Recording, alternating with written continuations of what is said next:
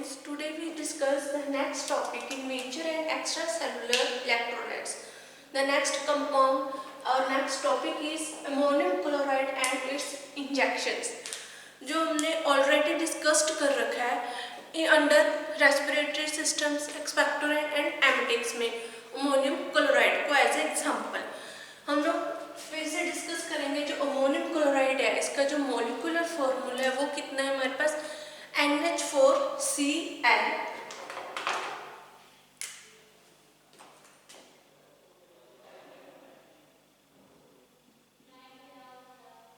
Chemical formula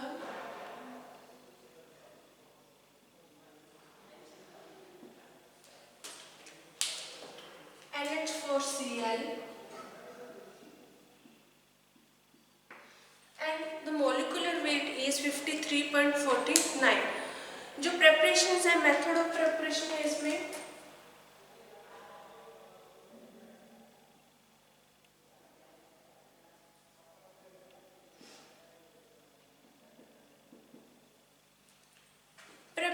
हम लोग जो न्यूट्रलाइजिंग HCl विद अमोनिया और HCl को रिएक्ट करवाएंगे जिससे हमारे पास क्या प्रिपेयर होता है अमोनियम क्लोराइड। जैसे एग्जांपल इसकी रिएक्शन है NH3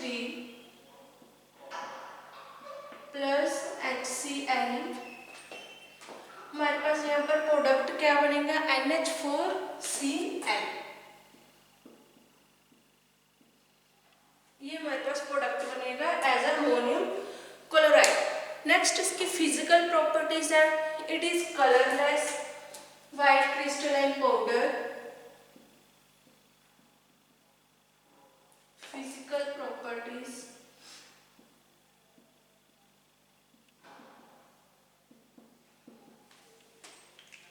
फिजिकल प्रॉपर्टीज में क्या क्या है it is colourless white crystalline powder.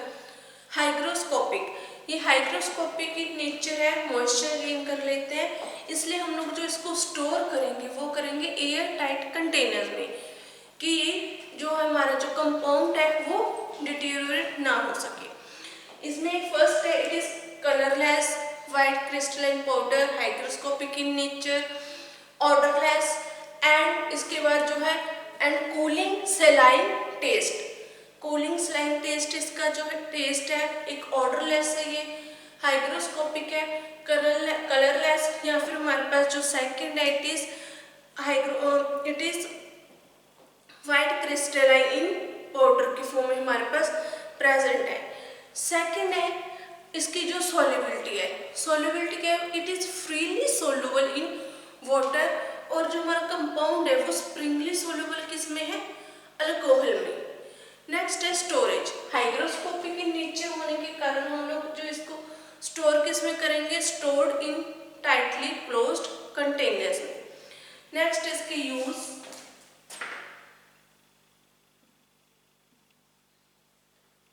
हमने ऑलरेडी से पहले डिस्कस्ड कर रखा है अंडर एमटेक रेस्पिरेटरी एंड एक्सपेक्टोरेंट में भी। तो इसके हम लोग यूज देख लेते हैं it is used as a expectorant diuretic systemic diuretics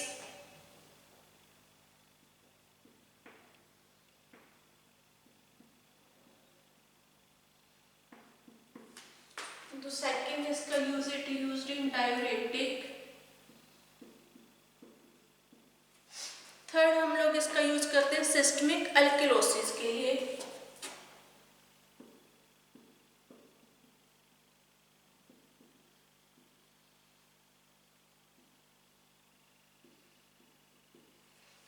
systemic alkalosis and next हम लोग इसको जब यूज करेंगे अमोनियम क्लोराइड को हम लोग इसको as a used by IV infusion. जो आईवी इन्फ्यूजन के थ्रू ये पेशेंट को हम लोग प्रिस्क्राइब करते हैं एडमिनिस्ट्रेट करवाएंगे वो भी स्लो स्पीड में स्लोली हम लोग आईवी इन्फ्यूजन के थ्रू पेशेंट को एडमिनिस्टर कराते हैं। नेक्स्ट है इसके बाद है हमारा जो सेकंड नेक्स्ट टॉपिक है हमारा इस चैप्टर का वो है combination of electrolyte powders and solutions.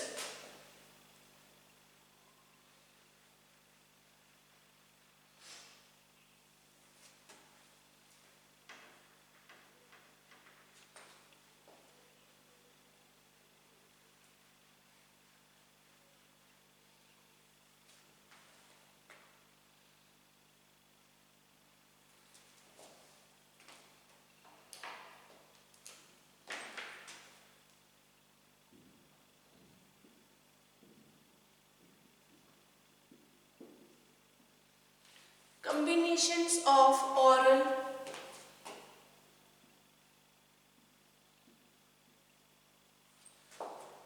electrolyte powder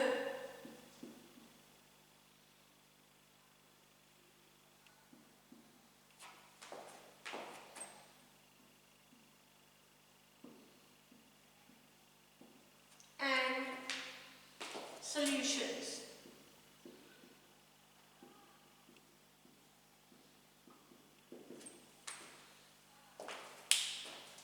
next हमारा टॉपिक है इसमें major inter and extra cellular compound में इलेक्ट्रोलाइट्स में combination of oral electrolyte powder and solutions.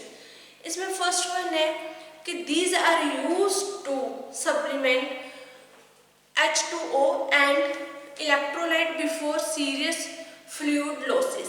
जो हम लोग इलेक्ट्रोलाइट के जो सॉल्यूशंस और पाउडर का यूज क्यों करते हैं, क्योंकि जब भी हमारी बॉडी में कोई सीरियस इलनेस हो, सीरियस डिजीज है या फ्लूइड ज़्यादा हमारी बॉडी में से लॉस हो चुका है, उस टाइम हम लोग उसको मेंटेन करने के लिए ऑरल पाउडर्स और सॉल्यूशंस का यूज़ करते हैं, जो हमारी बॉडी में जाकर के जो हमारी बॉडी में इलेक्ट्रोलाइट्स की डेफिशिएंसी है उसको मेंटेन करेगा, जिससे हमारी बॉडी में जो है प्रॉपर जो फंक्शनिंग है वो नॉर्मल हो जाएगी।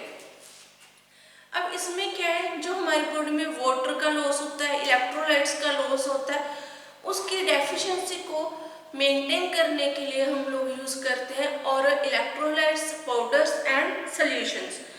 इसमें हमारे पास है जो फ्लूइड लॉसेस है वो क्यों हो जाता है, उनके रीजंस क्या क्या है जिसके कारण हमारी बॉडी में से जो फ्लूइड है वो लॉस हो जाता है।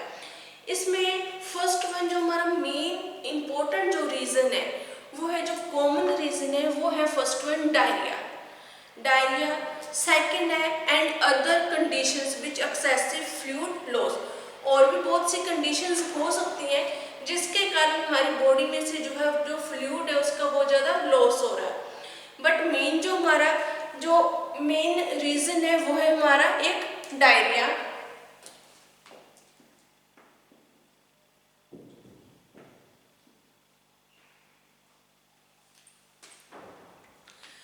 डायरिया के जब भी कोई एक्यूट डायरिया होता है किसी को, उसको हम लोग मेजर कॉज मान लेते हैं हमारी बॉडी में से या पेशेंट की बॉडी में से फ्लूइड को लॉस होने का। Acute diarrhoea is major cause of जो मोर्बिडिटी है या फिर मोर्टेलिटी है इन्फेंट्स में या चिल्ड्रंस में, उनमें ये इम्पोर्टेंट कॉज है जिसके कारण जो इन्फेंट्स हैं या फिर जो चिल्ड्रंस है उनकी बॉडी में से जो फ्लूइड है वो लॉस हो जाता है। It is important to manage, इसलिए जो डायरिया है उसको इम्पोर्टेंट है कि हम लोग उसको मैनेज कर सकें, बिकॉज बाय फॉलोइंग जो है हमारे इंटरवेंशंस है उनको हम लोग यूज़ करके जो पेशेंट की बॉडी में से डायरिया के कारण ब्लड लॉस हुआ है, फ्लूइड लॉस हो चुका है, उसको मेंटेन करेंगे। वो कौन कौन सी ऐसी इन्वेंशंस है जिनको हम लोग फॉलो करेंगे, या जो कौन कौन सी ऐसी इन्वेंशंस है जिनको हम यूज़ करके डायरिया का जो है उसको इम्प्रूव कर सकते हैं फ्लूइड लॉस को। जैसे हम लोग इंजेक्शंस दे सकते हैं सोडियम क्लोराइड के, ORS की जो हमारे पाउडर्स हैं उनको हम लोग पेशेंट को दे सकते हैं ऑरली, या उनको हम लोग इंट्रावीनस ड्रिप्स लगाकर पेशेंट की बॉडी में जो इलेक्ट्रोलाइट का लॉस हुआ है उसको मेंटेन कर सकते हैं। अब ऐसी कौन सी डिजीज़ है या फिर ऐसे कौन सी रीजंस हैं जिनमें जो हमारी बॉडी में इलेक्ट्रोलाइट्स है उनकी प्रॉब्लम हो सकती है।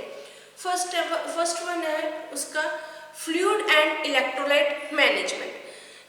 जो डिजीज़ के कारण हमारी बॉडी में इलेक्ट्रोलाइट्स की डेफिशिएंसी हुई है उनको कंप्लीट करने के लिए हमारे पास अलग अलग मेथड्स हैं जिनसे हम लोग अपनी बॉडी को इलेक्ट्रोलाइट्स को मेंटेन करेंगे। जैसे फर्स्ट वन है fluid and electrolyte management.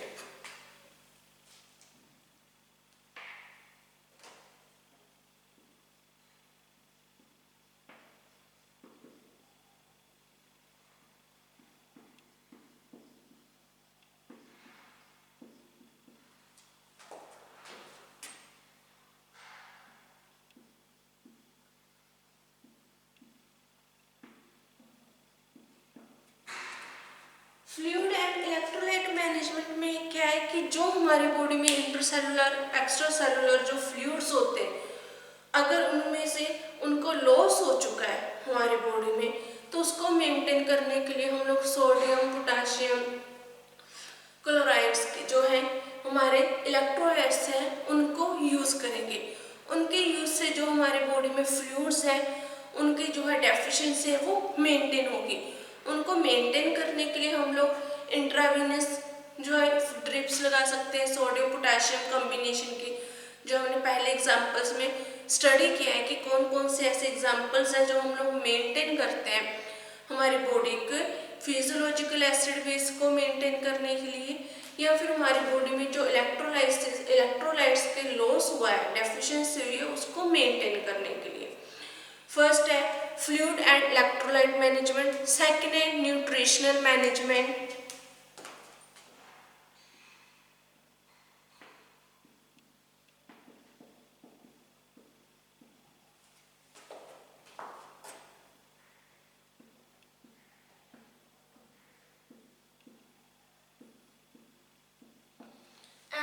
Third last one है treatment of causative micro organism treatment of causative micro organisms oral electrolytes. Third है हमारा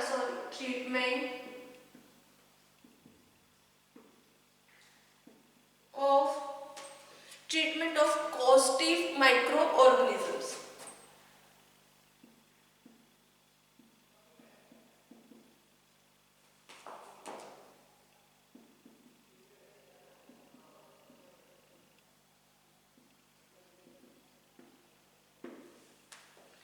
अब जो हमारा फर्स्ट पॉइंट है फ्लूइड एंड इलेक्ट्रोलाइट मैनेजमेंट, इसमें हम लोग क्या यूज करते हैं, पेशेंट्स के इंट्रा और एक्स्ट्रा जो सेलुलर फ्लूइड्स हैं उनको मेंटेन करेंगे हमारी बॉडी में, या पेशेंट्स की बॉडी में उनको मेंटेन करेंगे कि कितने हमारे प्रोटीन में या इंट्रा सेलुलर फ्लूइड कितने परसेंट होना चाहिए, एक्स्ट्रा सेलुलर फ्लूइड में कितने परसेंट वाटर होना चाहिए, अदर जो कंपाउंड्स हैं वो कितने परसेंट होने चाहिए इलेक्ट्रोलाइट्स, उसको हम लोग मेंटेन करेंगे।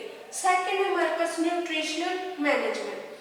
न्यूट्रिशनल मैनेजमेंट में हम लोग न्यूट्रिशन के थ्रू हमारी जो बॉडी में डेफिशिएंसी हुई है उसको मेंटेन करने की जो है ट्राई करेंगे कि हम लोग जो फूड के थ्रू सप्लीमेंट्स के थ्रू ओरल जो पाउडर्स हैं उनके थ्रू हम लोग जो है अपनी बॉडी में हमारी में जो वाटर की और इलेक्ट्रोलाइट्स की डेफिशिएंसी है उसको कंप्लीट कर सके, उसको मेंटेन कर सके।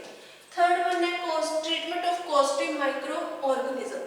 अब जैसे एग्जांपल है डायरिया है, डायरिया के हमारे पेट में जब स्टमक में इन्फेक्शन हो जाती है उस टाइम डायरिया हो सकता है, या अगर कोई हमारी बॉडी में माइक्रो ऑर्गेनिजम्स के थ्रू कोई भी इन्फेक्शन हुई है उसके थ्रू डायरिया हुआ है, तो हमें सबसे पहले उसका ट्रीटमेंट कराना है। जो हमारा माइक्रो ऑर्गेनिजम्स हैं जिनके थ्रू हमारी बॉडी में डायरिया हुआ है या फिर वॉमिटिंग्स हुई हैं जिसके कारण जो हमारी बॉडी में से वाटर और जो अनदर जो इलेक्ट्रोलाइट्स हैं उनका लॉस हो चुका है, उसका हम लोग पहले ट्रीटमेंट करवाएंगे, जिससे जो हमारी बॉडी में जब इन्फेक्शन जो है ओवरकम हो जाएगा, इन्फेक्शन कम हो जाएगा, तो उसके बाद धीरे धीरे हमारी बॉडी में जो है इलेक्ट्रोलाइट्स है या फिर जो हमारी बॉडी में वाटर है जिसकी डेफिशिएंसी हुई है वो मेंटेन होने लग जाएगा।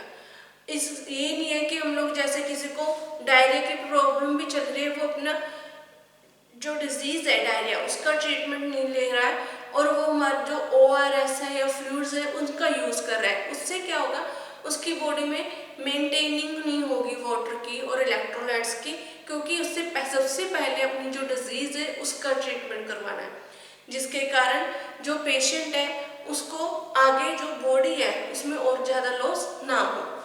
जो एक डायरिया है और एक सेकंड जो हमारे फ्लूइड लॉस होने का एक सेकंड जो रीज़न है वो है वॉमिटिंग। जैसे जब सब पेशेंट्स को वॉमिटिंग्स हो जाती हैं तो उससे भी उनकी बॉडी में क्या वाटर का और इलेक्ट्रोलाइट्स का लॉस हो जाता है, उसको भी हम लोग इन्हीं मेथड से जो है वो कंप्लीट करेंगे, इन्हीं मेथड से मेंटेन करने की ट्राई करेंगे। अब हमारे पास जो फ्लूइड एंड इलेक्ट्रोलाइट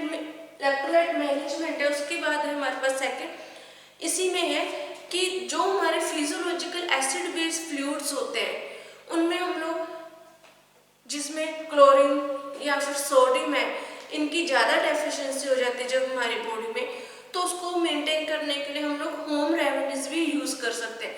जैसे सिंपल जो है हमारे पास कोकोनट वाटर का यूज़ करना, उसके बाद ओरल रिहाइड्रेशन थेरेपीज है उनका यूज़ करना, एंड थर्ड है ओरल जो रिहाइड्रेशन सॉल्ट्स हैं जो हम लोग शुगर प्लस जो है सॉल्ट को मिक्स करके घर पर भी बना सकते हैं, उसको प्रिपेयर करके पेशेंट्स को देना, कि जिससे जो पेशेंट की बॉडी में प्रॉब्लम हुई है, डेफिशिएंसी हुई है, उसको हम लोग मेंटेन कर सकें। अब जो हमारे पास ओरल रिहाइड्रेशन थेरेपीज है, ओरल रिहाइड्रेशन जो थेरेपीज है उसमें हम लोग जो मेन इंग्रेडिएंट्स होते हैं हमारे, वो है जैसे सुक्रोज, ग्लूकोज, सोडियम, जो है सोडियम हो गया, इनसे हम लोग प्रिपेयर करते हैं। ये हमारे जो मेन इंग्रेडिएंट्स हैं इनको प्रिपेयर करने के लिए। नेक्स्ट हमारे पास टॉपिक है ओरल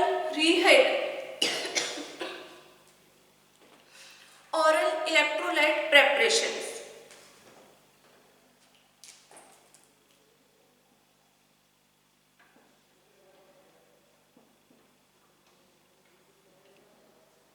ओरल इलेक्ट्रोलाइट